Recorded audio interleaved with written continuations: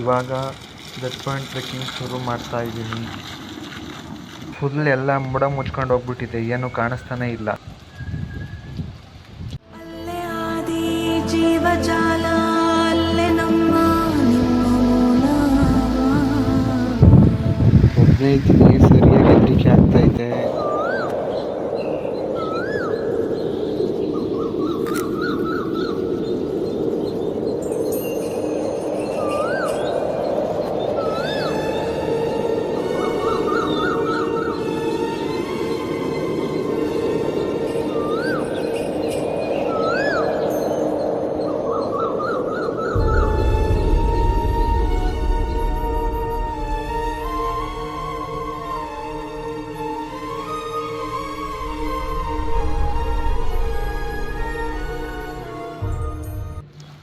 Hi ಎಲ್ಲರಿಗೂ, welcome to Kemmangundi. ಮೇಲ್ಗಡೆ ಮುಗಿಸ್ಕೊಂಡು ಬಂದಾಯಿತು.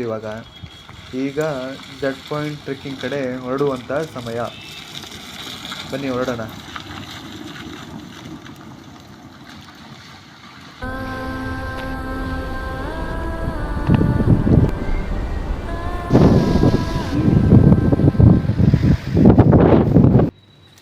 ಈಗ ಟೈಮು ಆಗಿದೆ 3 ಗಂಟೆ. ಇದೇ ಎಂಟ್ರೆನ್ಸ್ ಗೇಟು, ಇಲ್ಲಿಂದನೇ ಟ್ರೆಕ್ಕಿಂಗಿಗೆ ಹೋಗೋದು. ಬನ್ನಿ ಇವಾಗ ಶುರು ಮಾಡುವ ಟ್ರೆಕ್ಕಿಂಗು. ನೋಡಿದ್ರೆ ಜನ ಅಂತೂ ಯಾರೂ ಕಾಣಿಸ್ತಾ ಇಲ್ಲ. ನೋಡೋಣ ಮುಂದೆ ಯಾರಾದರೂ ಸಿಗ್ತಾರೇನೋ ಅಂತ.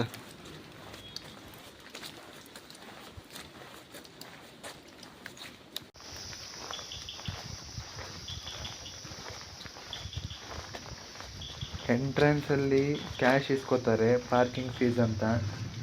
ಆದರೆ ಪಾರ್ಕಿಂಗಿಗೆ ಜಾಗ ಎಲ್ಲ ಇರಲ್ಲ. ಅಲ್ಲ, ಪಾರ್ಕಿಂಗ್ ಫೀಸ್ ಅಲ್ಲ, ಟ್ರೆಕ್ಕಿಂಗ್ ಫೀಸ್ ಅಂತ ಇಸ್ಕೋತಾರೆ. ಪಾರ್ಕಿಂಗ್ ಮಾಡಬೇಕಂದ್ರೆ ರೋಡ್ ಸೈಡಲ್ಲೇ ಮಾಡ್ಬೋದು. ರೋಡ್ ಸೈಡಲ್ಲಿ ತುಂಬ ಬೇಕಾದಷ್ಟು ಜಾಗ ಇದೆ. ಬಟ್ ಅದು ನಮ್ಮ ರೆಸ್ಪಾನ್ಸಿಬಿಲಿಟಿ ಮೇಲೆ ಪಾರ್ಕಿಂಗ್ ಮಾಡಬೇಕು ಅಷ್ಟೇ. ಅವರೇನು ಪಾರ್ಕಿಂಗ್ ರೆಸ್ಪಾನ್ಸಿಬಿಲಿಟೀಸ್ ತಗೊಳ್ಳೋದಿಲ್ಲ.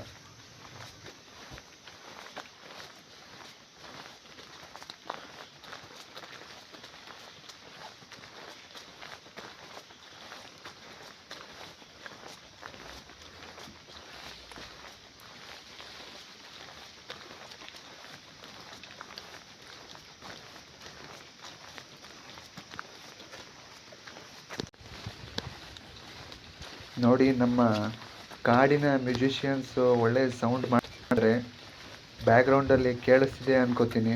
ಕೇಳಿಸ್ತಾ ಇದೆ ಅಲ್ವಾ?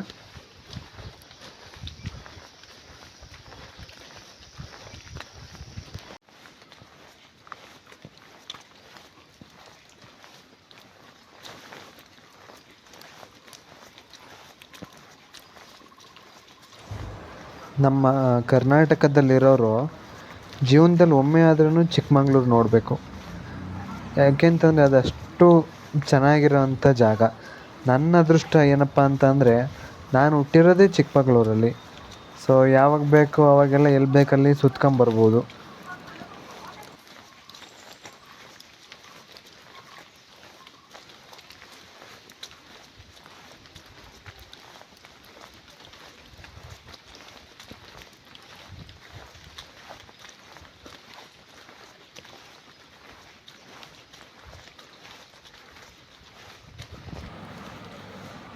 ಅಲ್ಲಿ ಮುಂದೆ ಕಪ್ಪು ಯಾರೋ ನಿಂತಿರೋ ಥರ ಕಾಣಿಸ್ತಿದೆ ಅಲ್ವಾ?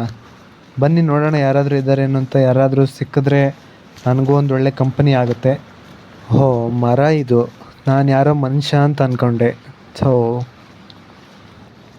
ಈ ಥರ ಜಾಗಗಳಲ್ಲಿ ಬಂದಾಗ ಮಾತಿಗಿನ್ನ ಸೈಲೆನ್ಸೇ ಇಂಪಾರ್ಟೆಂಟು. ಒಳ್ಳೆ ಒಳ್ಳೆ ಸೌಂಡ್ಗಳು ಕೇಳಿಸ್ಕೋಬೋದು.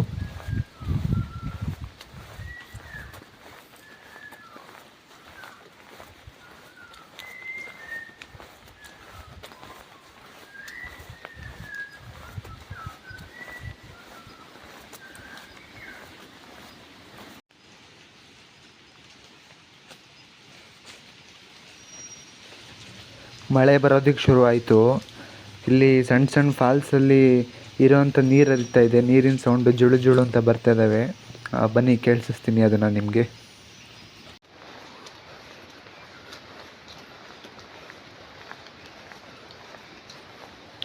ಕೇಳಿಸ್ತಾ ಇದೆ ಅಲ್ಲ? ಹೀಗೆ ಇವಾಗ ಮಳೆಗಾಲ ಶುರುವಾಯಿತು ಅಂದರೆ ಒಂದು 3-4 ಸಿಗ್ತಾ ಹೋಗ್ತಾವಂತೆ. ನಾನಿದು ಫಸ್ಟ್ ಟೈಮ್ ಹೋಗ್ತಿರೋದು, ಮುಂದೆ ಹೋಗ್ತಾ ನೋಡೋಣ ಇನ್ನೂ ಎಷ್ಟು ಹಳ್ಳಗಳು ಸಿಗ್ತವೆ ಅಂತ.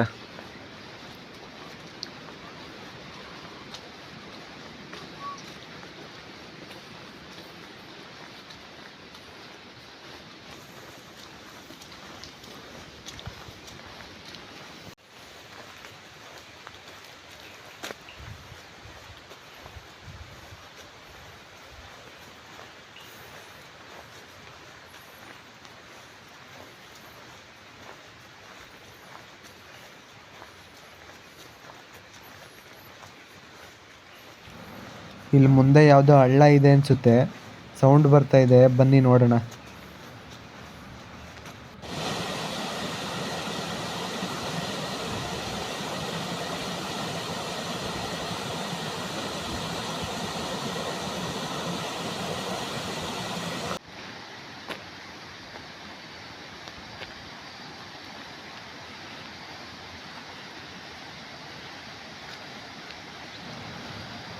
ಆಲ್ಮೋಸ್ಟ್ 1 ಕಿಲೋಮೀಟ್ರ್ ಮೇಲೆ ಬಂದಾಯಿತು ನಾನು.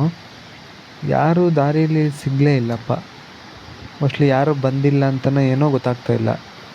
ಮೊನ್ನೆ ನ್ಯೂಸ್ ಪೇಪರಲ್ಲಿ ಹಾಕಿದ್ರು, ಅಂದರೆ ಟೈಗರ್ ಸೈಟಿಂಗ್ ಆಗಿದೆ ಈ ಕಡೆ ಝಡ್ ಪಾಯಿಂಟು ಈ ಸೈಡು ಅಂತಂದ್ಬಿಟ್ಟು. ಮೋಸ್ಟ್ಲಿ ಅದೇ ರೀಸನ್ಗೆ ಏನಾದರೂ ಬಂದಿಲ್ವೋ ಏನೋ ಗೊತ್ತಿಲ್ಲ.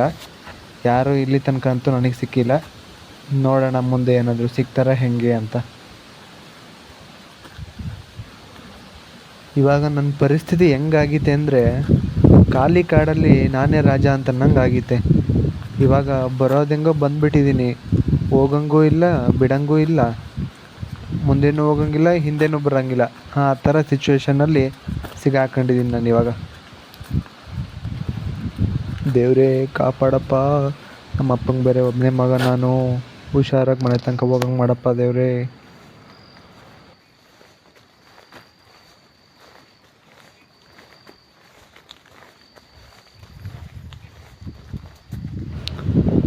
ಮುಂದೆ ಶಾಂತಿ ಫಾಲ್ಸ್ ಅಂತ ಸಿಗುತ್ತೆ.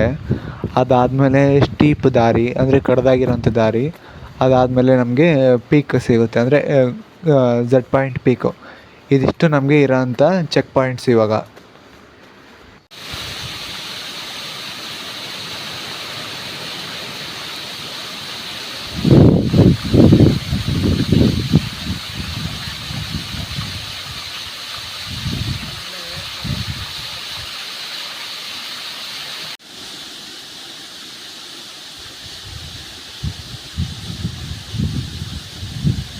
ಇವರು ನಮ್ಮ ಮಲೆನಾಡಿನ ಪುಕ್ಸಟೆ ಅತಿಥಿಗಳು. ಇವ್ರಿಗೆ ಜಿಗಣೆ ಅಂತಂತಾರೆ ಕನ್ನಡದಲ್ಲಿ. ನಾವು ನಮ್ಮ ಕಡೆಗೆಲ್ಲ ಇಂಬಳ ಅಂತ ಅಂತೀವಿ. ಇವ್ರ ಕೆಲಸ ಏನಪ್ಪ ಅಂತಂದರೆ ಕಣ್ಕಂಡಿದ್ದಕ್ಕೆಲ್ಲ ಕಚ್ಚೋದಷ್ಟೇ. ಕಣ್ಕಂಡಿದ್ದಕ್ಕೆಲ್ಲ ಕಚ್ಚೋದು, ಮುಖ ಮೈ ಎಲ್ಲ ಕೆಂಪಗೆ ಮಾಡೋದು, ರಕ್ತ ಎಲ್ಲ ಹೀರ್ಬಿಟ್ಟು. ಅಷ್ಟೇ ಇವ್ರ ಕೆಲಸ, ಇನ್ನೇನಿಲ್ಲ.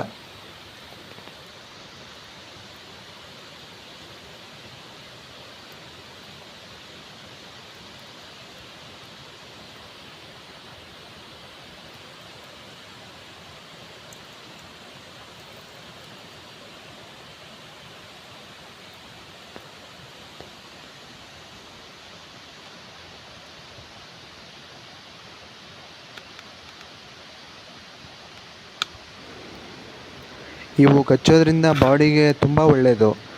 ಅಂದರೆ ಬಾಡಿಲಿರೋಂಥ ಕೆಟ್ಟ ಬ್ಲಡ್ನೆಲ್ಲ ಹೀರ್ಕೊಂಬಿಡುತ್ತೆ. ಆದರೆ ಏನಪ್ಪ ಅಂತಂದರೆ ನಾವು ನಮ್ಮ ಸೇಫ್ಟಿಲಿರೋಂಥದ್ದು ಬೆಟರು.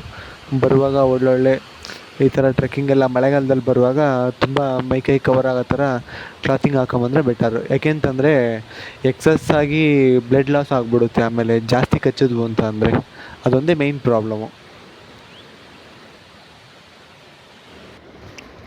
ನೆಂಟರು ಮಾತಾಡ್ಸಾಯಿತು, ಬನ್ನಿ ಇವಾಗ ಮುಂದುವರಿಯೋಣ. 5 ಗಂಟೆ ಒಳಗಡೆ ವಾಪಸ್ ಬರಬೇಕು ಮತ್ತೆ.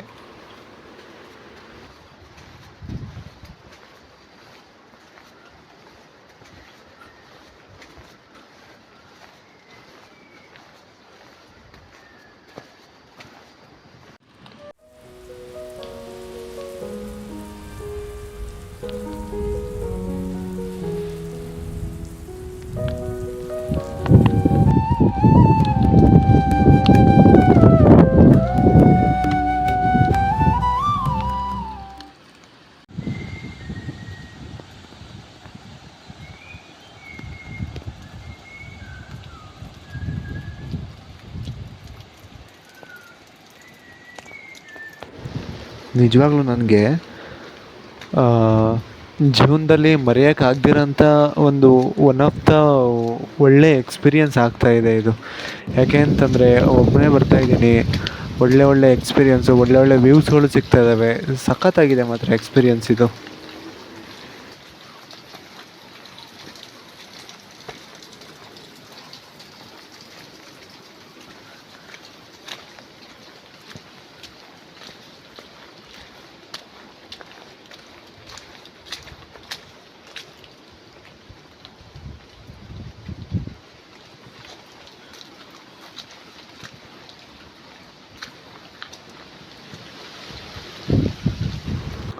Almost 2.5 kilometre ನಡ್ಕೊಂಬಂದೆ.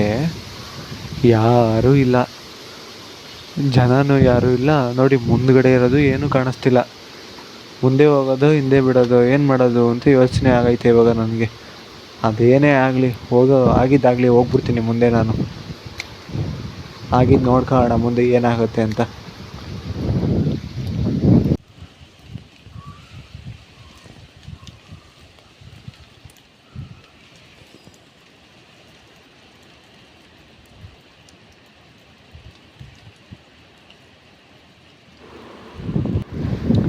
ಈ ಸೀನು ಇನ್ಸ್ಟಾಗ್ರಾಮ್ ರೀಲ್ಸ್ಗೆ ಒಳ್ಳೆ ಸಖತ್ತಾಗಿ ಸೂಟ್ ಆಗುತ್ತೆ. ಒಳ್ಳೆ ಸೀನರಿಯಾಗಿ ಕಾಣಿಸ್ತೈತೆ ಮಾತ್ರ ಅಲ್ವಾ? ನಿಜವಾಗ್ಲೂ ಏನೂ ಕಾಣಿಸ್ತಿಲ್ಲ ಮುಂದೆ. ಇದೊಂಥರ ಹೆಂಗಾಗಿದೆ ಅಂತಂದರೆ, ಈ ಕತ್ಲೆ ಮನೆಯಲ್ಲಿ ಕಣ್ಣು ಮುಚ್ಕೊಂಡು ಬ್ಯಾಟ್ರಿ ಹುಡುಕ್ತೀವಲ್ಲ, ಆ ಥರ ಆಗಿದೆ ನನ್ನ ಪರಿಸ್ಥಿತಿ ಇವಾಗ. ಏನೋ ದಾರಿ ಕಾಣಿಸ್ತಾ ಇದೆ ಅಂತ ಮುಂದೆ ಹೋಗ್ತಾ ಇದ್ದೀನಿ ಅಷ್ಟೇ, ಇನ್ನೇನೂ ಇಲ್ಲ. ಏನು ಅಂದರೆ ಏನೂ ಕಾಣಿಸ್ತಿಲ್ಲ. ನೋಡಿ ಇವಾಗ ಕಾಣಿಸ್ತೈತಲ್ಲ, ನೋಡ್ಬೋದು. ಎಷ್ಟು ಈ ರೇಂಜಿಗೆ ಮಂಜಿತ್ತು ಅಂತಂದರೆ ಏನು ಕಾಣಿಸುತ್ತೆ ನೀವು ಹೇಳಿ ನೋಡೋಣ, ಹೌದಲ್ಲ? ಶಿವಪ್ಪ ಕಾಯೋ ತಂದೆ, 3 ಲೋಕ ಸ್ವಾಮಿ ದೇವ, ಹಸಿವೆಯನ್ನು ತಾಳಲಾರೆ ಕಾಪಾಡೆಯ ಹರನೇ. ಊಟ ಬೇರೆ ಮಾಡ್ಕೊಂಬಂದಿಲ್ಲ. ಮನೇಲಿ ಹೇಳಿದ್ರು ಊಟ ಮಾಡ್ಕೊಂಡು ಹೋಗೋ ಮರೆಯ, ಹೋಗ್ಬರೋಕ್ಕೆ ಟೈಮ್ ಆಗುತ್ತೆ ಅಂತ. ಆದರೆ ನಮಗೆ ಒಂಚೂರು ಗಾಂಚಲಿ ಜಾಸ್ತಿ. ಊಟ ಮಾಡು ಅಂತಲೂ ಮಾಡ್ದಂಗೆ ಬಂದೆ. ಇವಾಗ ಆಲ್ಮೋಸ್ಟ್ 4 ಗಂಟೆ ಆಗ್ತಾ ಬಂತು. ಹೊಟ್ಟೆ ಸರಿಯಾಗಿ ಹಸಿತೈತೆ. ಇಲ್ಲಿ ತಿನ್ನೋಕ್ಕೂ ಏನೂ ಇಲ್ಲ, ಊಟಕ್ಕೂ ಏನೂ ಇಲ್ಲ. ಒಳ್ಳೆ ಬ್ಲ್ಯಾಕ್ ಆ್ಯಂಡ್ ವೈಟ್ ಸೀನ್ ತೋರಿಸ್ತೀನಿ ನೋಡಿ ಈಗ.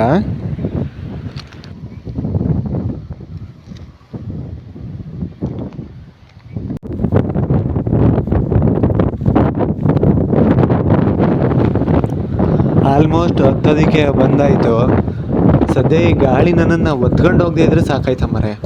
ನಾನಂತೂ ಮುಂದ್ಗಡಿಕೆ ಮಂಕಂಡು ನಡ್ಕೊಂಡು ಹೋಗೋದೊಂದು ಬಾಕಿ ಐತೆ, ಅಷ್ಟು ಬಗ್ಕೊಂಡು ಹೋಗ್ತಾಯಿದ್ದೀನಿ. ಆದರೂ ಬಿಡೋಂಗಿಲ್ಲ, ಇದು ಹಿಂದಕ್ಕೆ ತಳ್ತಾನೇ ಐತಿ ನನ್ನನ್ನಂತೂ. ತೆಳ್ಳಗಿರೋರೆಲ್ಲರೂ ಬಂದರೆ ಫ್ರೀ ಪ್ಯಾರಾಗ್ಲೈಡಿಂಗು. ಇಲ್ಲಿ ಎತ್ಕೊಂಡು ಹೋಗ್ಬಿಟ್ಟು ಲಿಂಗದಲ್ಲಿ ಲ್ಯಾಂಡ್ ಮಾಡಿಸುತ್ತೆ ಅವರನ್ನೆಲ್ಲ.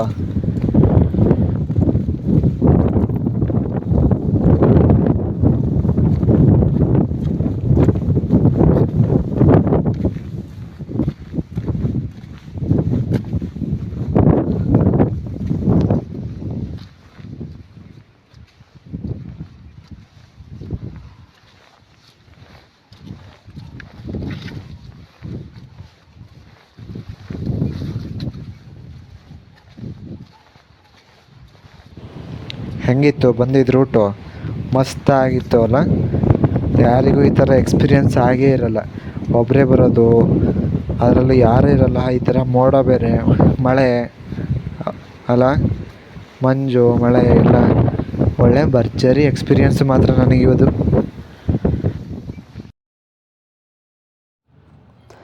ಆಲ್ಮೋಸ್ಟ್ ಟಾಪಿಗೆ ಬಂದಾಯಿತು. ಇದೇ ನೋಡಿ ನನಗೆ ಸಿಕ್ಕಿರೋ ಅಂಥ ವ್ಯೂ. ಈ ವ್ಯೂಗಿನ್ನ ನಾನು ಬರೋ ದಾರಿನೇ ಅಷ್ಟು ಮಸ್ತಾಗಿತ್ತು. ಬಂದಿದ್ದಕ್ಕೂ ವರ್ತಿ ಅಂತ ಅನ್ನಿಸ್ತು ಬಿಡಿ. ನಾನು ಏನೋ ಅಂದ್ಕೊಂಡಿದ್ದೆ, ಒಬ್ಬನೇ ಬಂದ್ರೂ ರಿಸ್ಕ್ ತೊಗೊಂಡು ಬಂದಿದ್ದಕ್ಕೂ ಯಾವುದೇ ಥರದ ಪ್ರಾಬ್ಲಮ್ ಇಲ್ಲ. ಇವಾಗ ಟೈಮ್ ಆಯಿತು, ನಾನು ವಾಪಸ್ ಹೋಗೋವಂಥ ಸಮಯ. ಮತ್ತು ನೆಕ್ಸ್ಟ್ ಇವಾಗ ವೀಡಿಯೋ ಎಲ್ಲ ಮಾಡೋದಕ್ಕೆ ಆಗೋದಿಲ್ಲ. ಸೊ ನಿಮಗೆ ನೆಕ್ಸ್ಟ್ ವೀಡಿಯೋದಲ್ಲಿ ಸಿಗೋಣ. ಬಾಯ್ ಬಾಯ್.